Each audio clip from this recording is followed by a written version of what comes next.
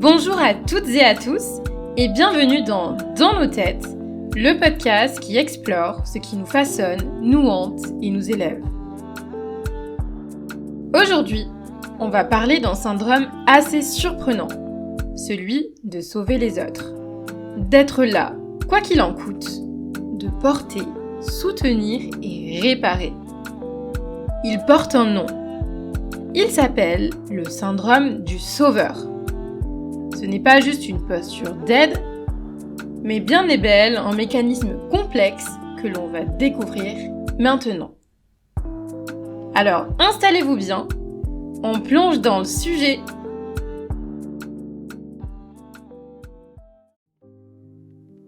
Le syndrome du sauveur, c'est pas juste le fait d'aimer aider les autres. En fait, c'est quelque chose de bien plus profond et bien plus enraciné. Comme une urgence intérieure à être utile. À prouver en fait que t'as le droit d'être là, que t'as ta place et que tu comptes pour quelqu'un. Donc, dans sa forme la plus visible, il peut ressembler à de l'altruisme, à une gentillesse exemplaire. Mais si on regarde de plus près, c'est souvent une réponse à une peur primitive. La peur de ne pas être aimé si l'on ne donne pas. Alors, comme pour le syndrome de l'imposteur de l'épisode précédent, quand on parle de syndrome, on ne parle pas ici d'une pathologie, mais bien d'un schéma répétitif. En fait, c'est un mécanisme de survie qui est devenu automatique et parfois destructeur. Donc le sauveur, c'est souvent celui ou celle qui prend sur lui la douleur de l'autre, sans poser de questions. C'est cette personne qui repère la moindre tension dans une pièce, qui entend ce que les autres taisent et qui se sent responsable de l'apaiser, même quand ce n'est pas son rôle. Et en fait, ça devient celui qui n'arrive pas à penser à lui sans culpabilité, qui se juge égoïste dès qu'il ralentit. Et c'est aussi celui qui ne se sent exister que lorsqu'il est utile, indispensable et sollicité. Le sauveur, dans sa logique intérieure, pense qu'il faut donner pour mériter, aider pour exister et s'effacer pour être aimé. Donc, il peut s'agir d'un ami toujours disponible, qui répond à chaque appel, qui annule ses projets si quelqu'un ne va pas bien, ou encore un proche qui donne tout, sans jamais se poser la question de ce qu'il garde pour lui. Et d'ailleurs, je tiens à le souligner, mais ce n'est pas forcément visible. Parce qu'il y a effectivement des sauveurs très extravertis, actifs, qui sont beaucoup dans le faire, et d'autres, bien plus discrets, qui sauvent en se taisant, en encaissant et en portant sans qu'on le sache. Donc, comme vous avez pu le déduire, ce syndrome, il se manifeste par une confusion entre l'amour et la dette, entre la générosité et le sacrifice. Tu ne donnes pas seulement par envie, tu donnes parce que tu n'as pas appris à faire autrement. Et ça, on va l'explorer par la suite. Mais avant de le faire, il faut poser les bases. Ce syndrome porte des signes récurrents. Et d'ailleurs, l'un des plus visibles, c'est cette tendance à devenir la personne vers qui tout le monde se tourne quand ça va mal. En fait, sans que ce soit dit ou même choisi. C'est aussi, donc comme je l'ai dit précédemment, ce réflexe de se rendre disponible même quand on est au bout du rouleau. En fait, comme si on ne pouvait pas faire autrement. Et on retrouve aussi ce besoin d'éviter les conflits, de ne surtout pas déranger, quitte à ravaler ce que l'on ressent. Et effectivement, ces signes-là ne surgissent pas par hasard. Ils sont le fruit d'un apprentissage ancien et en fait un système de survie psychique mis en place très tôt. Et ce système, aussi protecteur qu'il ait pu être à une époque, finit par enfermer. Donc pour commencer, pour comprendre ce syndrome-là, il faut forcément revenir à l'enfance. Parce que ces automatismes de don, de sacrifice et de responsabilité excessive, ils prennent racine très tôt, dans des contextes où l'enfant sent parfois, confusément, que quelque chose ne va pas. Et donc effectivement, cet enfant a souvent grandi avec un parent préoccupé, déprimé ou même instable émotionnellement.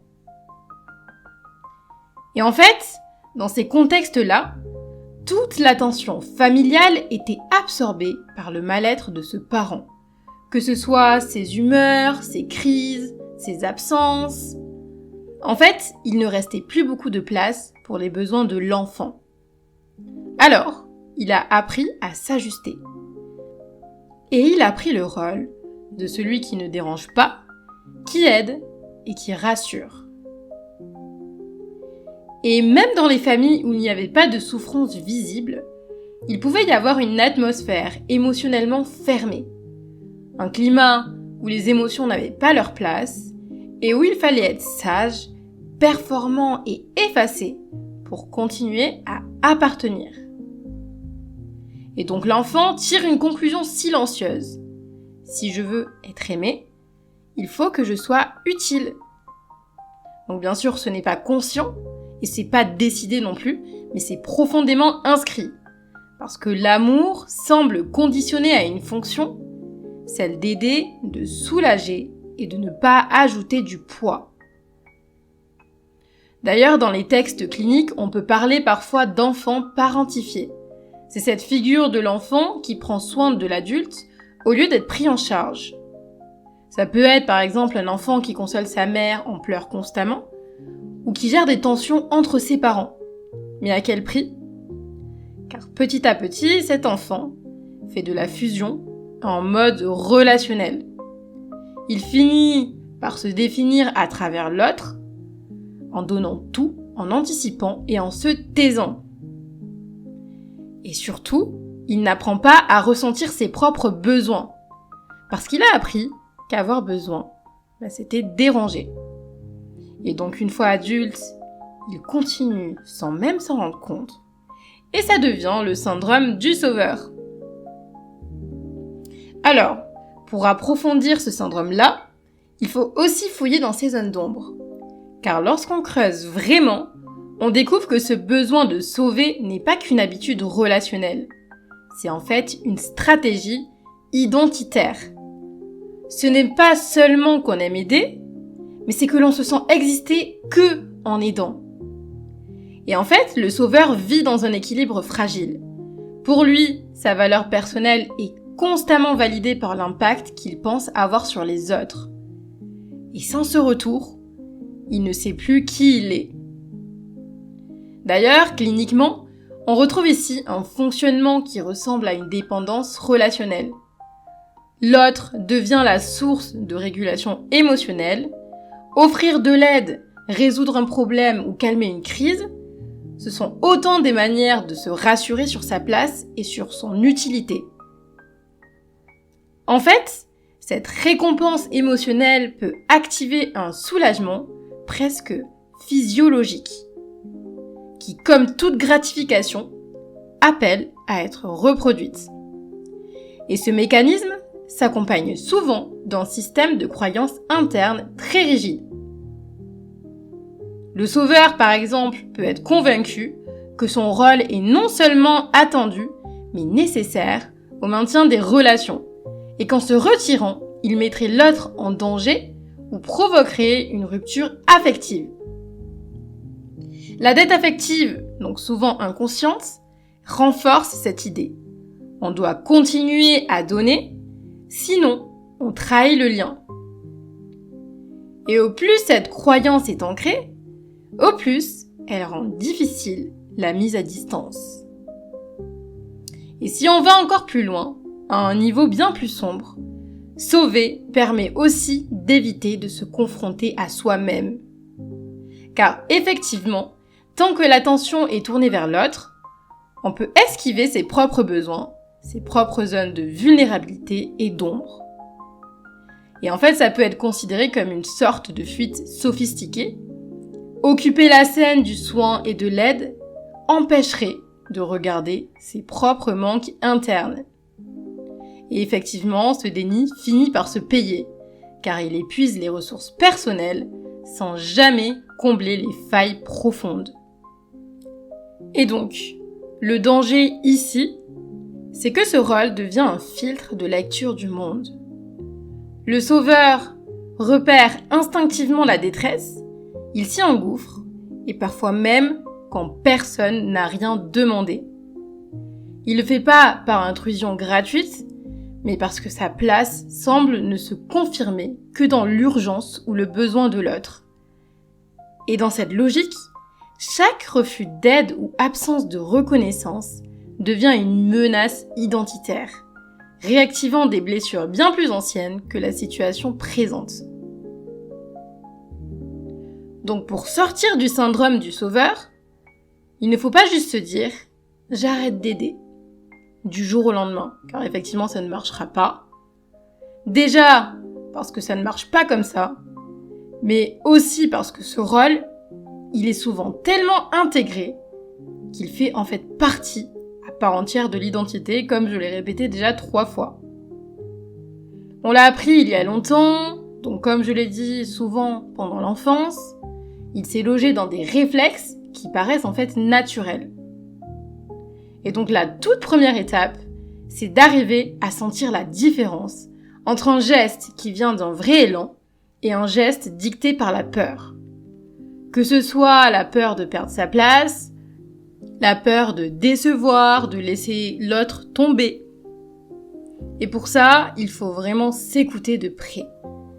Repérer quand le corps se tend, quand les pensées s'emballent, et quand la culpabilité monte avant même d'avoir dit non. Ensuite, il y a surtout cette question des limites. Les sauveurs ont souvent des frontières très fines avec les autres, au point de sentir leur douleur comme si c'était la leur. Et c'est très important de travailler là-dessus. Ce n'est pas devenir froid ou indifférent, mais c'est vraiment retrouver un espace à soi, un endroit intérieur en fait, où l'on peut accueillir ce que l'autre vit, sans se sentir obligé de le porter sur ses épaules. Et oui, ça veut dire accepter que l'autre garde sa part de responsabilité. Ce n'est pas se désinvestir, mais c'est juste arrêter de croire qu'on peut ou qu'on doit tout réparer. Et donc suite à cela, on peut prétendre renouer avec ses propres besoins. Parce que pour beaucoup de sauveurs, rien que l'idée paraît égoïste, mais ce n'est pas un luxe, c'est une nécessité. Donc, reprendre contact avec ce qui fait du bien, ce qui repose, qui passionne, qui rééquilibre la balance entre donner et recevoir, c'est très important. Et parfois d'ailleurs, un accompagnement thérapeutique aide à voir clair, comprendre pourquoi on s'est construit comme ça, repérer ces loyautés invisibles qui nous tiennent et apprendre à poser des limites sans se noyer dans la culpabilité. Et pour finir, il faut savoir apprivoiser un truc pas facile du tout. C'est le vide que ça fait de ne pas intervenir. Donc rester en retrait, même quand tout en nous hurle d'aider. En fait, c'est comme faire face à un vertige. Mais à force de petites expériences, on finit par découvrir le vrai du faux. On finit par percevoir les vrais liens et par voir partir les faux liens, les liens qui étaient là pour utiliser et non pas par envie. D'ailleurs, je vous conseille fortement d'écouter mon épisode 10 sur la zone de confort qui vous montrera par quelles étapes vous allez passer si vous voulez sortir de ce syndrome du sauveur. Voilà, c'est tout pour aujourd'hui. J'espère que cet épisode t'aura permis de mieux comprendre ce qu'est le syndrome de l'imposteur. La semaine prochaine, retrouve-moi pour un débat avec plusieurs invités. Et n'oublie pas, tu es suffisant et suffisante exactement tel que tu es. Je te souhaite une très belle journée.